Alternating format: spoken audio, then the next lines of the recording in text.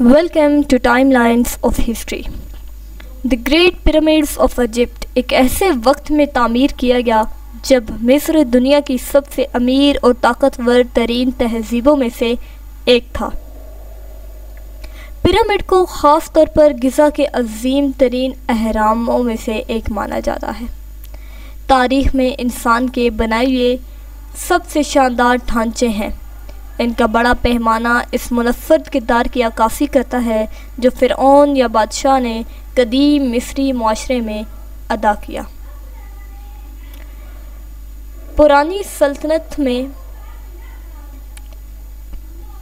Pyramids کو اس وقت تعمیر کیا گیا جب مصر معاشرے میں بادشاہوں کو ایک منفرد مقام حاصل تھا، یہ کہ انسان اور خدا کے درمیان کہیں یہ خیال کیا جاتا کہ انہیں دیوتاؤں نے خود زمین پر اپنا نائب بنایا ہے، اس لیے عوام کی بھی یہی کوشش ہوتی کہ بادشاہ کی شان و شوکت کو اس کی موت کے بعد بھی برقرار رکھا جائے۔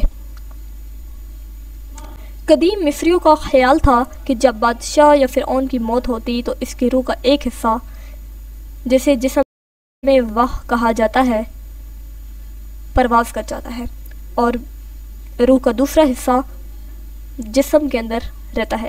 اسی لیے ان کے جسم کو ممی کیا جانے لگا۔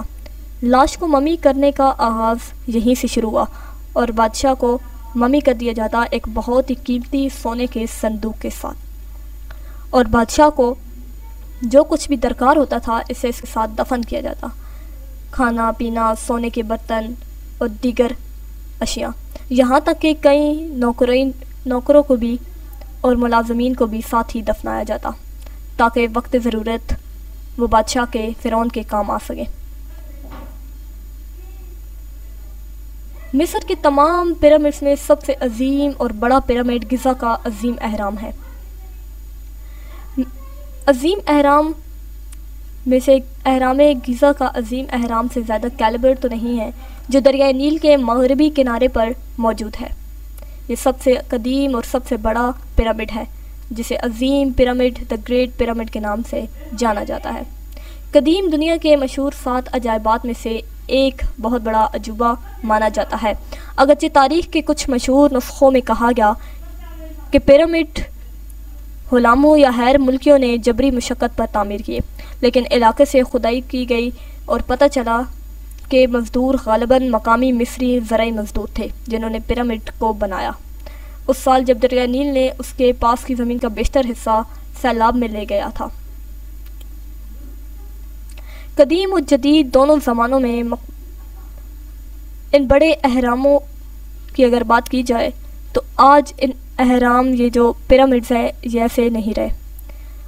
آج ان پیرامڈز کو ڈاکو اور دیگر ہونڈوں نے اہرام مصر سے زیادہ تر لاشیں اور جنازوں کا سامان کو ہٹا دیا اور ان کے بیرونی حصوں کو بھی لوٹ لیا۔ ان کے ہموار سفید پتھر چونے کے زیادہ سے زیادہ تر ڈھانچوں کو چھین کر عظیم پیرامڈ اب اپنی اصل بلندی تک نہیں پہنچ پاتا۔ تو دوستو، یہی ایک دی گریٹ پیرامڈز کی کہانی ہے۔